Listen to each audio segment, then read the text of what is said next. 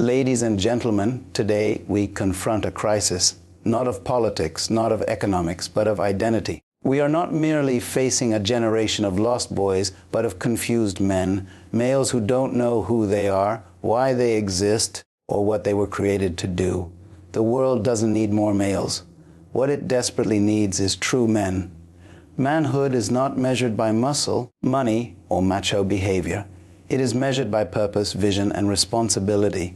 Being male is a matter of birth. Being a man is a matter of decision, discipline, and divine design. True manhood does not begin with age, strength, or the ability to father children. It begins with the discovery of purpose. Purpose is the original intent for which something was created, and without that understanding, a man is like a ship without a rudder, drifting, vulnerable, and easily tossed by the winds of culture, pressure, and insecurity. A male who hasn't discovered his purpose may still grow physically, make money, or even gain influence, but he remains fundamentally lost. The world is full of grown males who have yet to become men, not because they lack potential, but because they have never asked the most important question, why am I here? Until that question is answered, he is not living, he is merely surviving. Purpose gives a man identity. It defines who he is beyond titles, careers, or external roles. Without purpose, a man will attempt to define himself by temporary things, by his job, his bank account, his relationship status, or how others see him. But when those things shift, and he will experience an identity crisis. However, a man who lives from purpose is stable. He doesn't chase applause because he knows his assignment. He doesn't compete with others because he understands his lane. Purpose eliminates confusion, and when a man walks in purpose, he becomes unshakable. He understands that his value is not in what he does, but in why he was created to do it. Every man must go back to the source of his design to discover his true reason for existence. Purpose is not invented, it is discovered. That discovery doesn't come from society, relationships, or even education. It comes from the Creator. Just as a product cannot define its own purpose without the mind of the manufacturer, a man cannot define himself apart from his origin. This is why so many live in quiet frustration, because they are operating outside of design.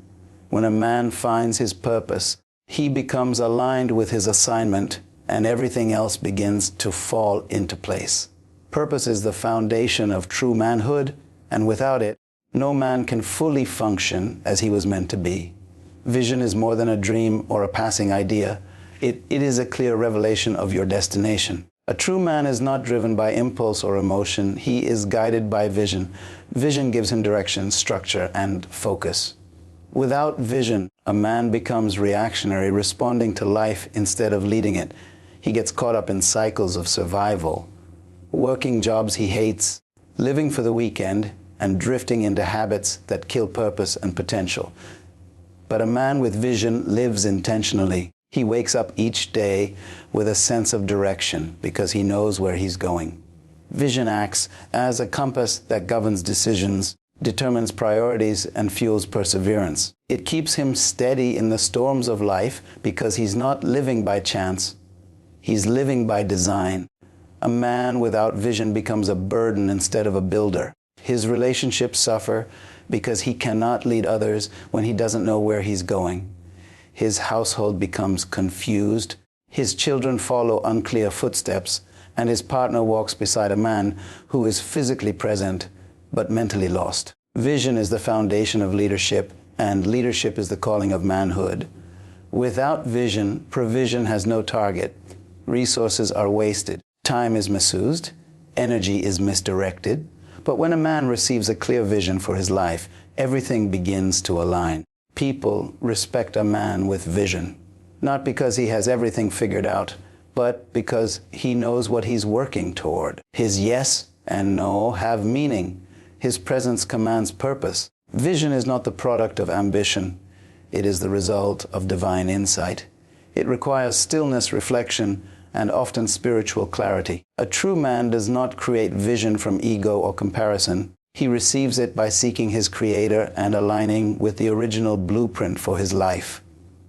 When a man gets vision, his potential is unlocked. His mind expands, his habits change, and his inner world takes on new order.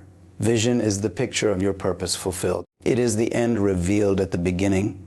And once a man sees it, truly sees it, he will never be satisfied with mediocrity again. He becomes focused, passionate, and dangerous to the forces that want him stuck. That's the power of vision.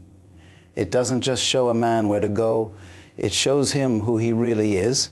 Before a man is ready to pursue a relationship, he must first understand and engage in his life's work. Work is not a job, it is purpose in motion. It is the assignment that a man was born to fulfill, the problem he was created to solve, the value he was designed to bring into the world. When we look at the original pattern, the first thing entrusted to man was not a woman, it was work. He was placed in a garden to cultivate it, protect it, and manage it. That divine order was not accidental. It was intentional. A man's identity must be rooted in what he was called to do long before he tries to share life with someone else. Otherwise, he brings confusion to what was meant to be a source of clarity. A man who has not discovered his work will use a woman to fill the void of his unfulfilled purpose. He will demand from her what only purpose can give him, meaning, direction, and identity. And when she cannot deliver what was never hers to provide, the relationship begins to break under the weight of misplaced expectations. But when a man knows his work, he brings stability, direction, and vision into the relationship. He doesn't look for someone to complete him. He looks for someone to complement the mission he's already walking in. He becomes a leader, not by title, but by function. His work becomes the platform from which love, partnership, and legacy can be built. Far too many men rush into relationships with no clear sense of purpose, and then wonder why the foundation cracks. A real man builds first. He builds discipline, responsibility, vision, and purpose. When he has established his work, then and only then is he ready to invite someone into that world. A woman is not supposed to be his escape from responsibility. She is meant to be a partner in the journey of destiny. But if a man doesn't know what he's doing, where he's going, or what he was born to fulfill, he isn't ready for that partnership. Work must precede woman because it is in the fulfillment of purpose that a man truly becomes worthy of sharing his life with another. Manhood is not proven by age. It is proven by responsibility. A true man is not the one who demands respect, but the one who earns it through consistent accountability. Responsibility is the first evidence that a male is transitioning into manhood. From the beginning, man was placed in a position of authority and duty. He was instructed to guard, cultivate, and lead. That assignment came with freedom, but also with consequences. A man who avoids responsibility is not a man, no matter his size, status, or skill. Maturity is not measured by how much a man can do for himself. It is measured by how much he can carry for others. Immaturity blames. Manhood builds. When things go wrong, an immature male points fingers, makes excuses, and hides behind pride. But a man, one who understands his role, takes ownership, even when it's uncomfortable. He understands that responsibility is not just about doing tasks. It's about owning outcomes. He becomes the foundation that others can lean on, not because he's perfect, but because he is dependable. He doesn't abandon his post. He doesn't disappear when the pressure increases. He rises, steadies himself, and leads through action. A responsible man is a pillar of strength in any environment, home, work, or community. In a world full of shifting standards and disappearing values, responsibility remains the test of who a man truly is. Can he be trusted? Can he be counted on? Can he protect what's been entrusted to him? That's the real measure.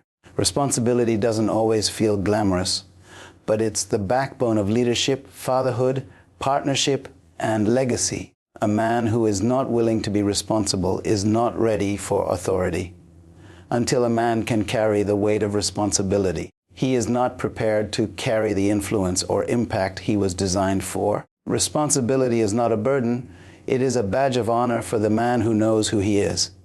Many men desire to lead, but few understand that the right to lead begins with the willingness to submit. Leadership is not the loudest voice in the room or the strongest hand in the house.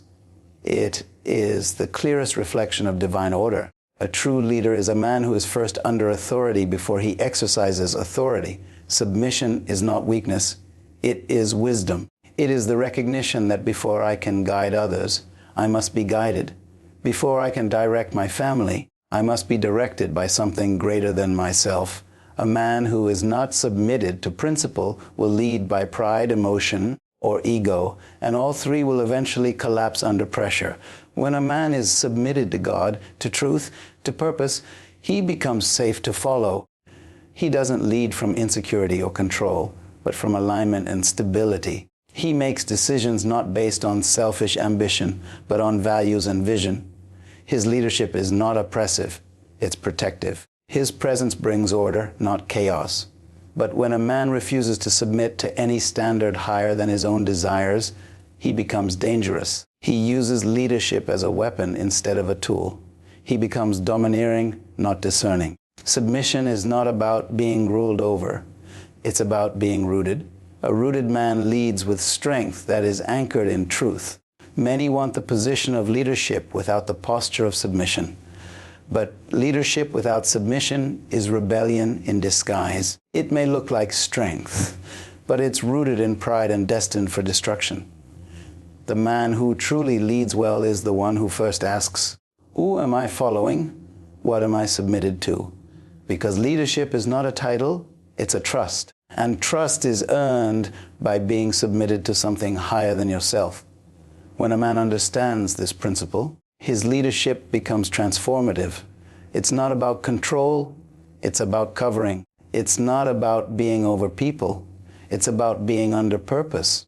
The crisis of our generation is not a lack of males, but a lack of men who understand who they are, why they exist, and what they were born to carry. We don't need more noise, we need clarity. We don't need more power, we need more purpose. The time has come for men to rise, not just in strength, but in vision. Not just in appearance, but in responsibility. The world is groaning for men who are rooted in purpose, anchored in principle, and driven by destiny. The call to manhood is not a call to dominate. It is a call to become. To become the kind of man who builds, who leads, who protects, who creates, who serves. To become the man whose presence brings peace, whose words bring direction, and whose life brings legacy. This is not the time for hiding. This is the time for rising. The future of families, communities, and generations depends on it. So to every man listening, hear this: you were not born to exist, you were born to lead. You were not created for confusion. You were created for clarity. You were not called to wander, you were called to build. Step into your purpose. Embrace your assignment. Submit to your source. And become the man you were always destined to be.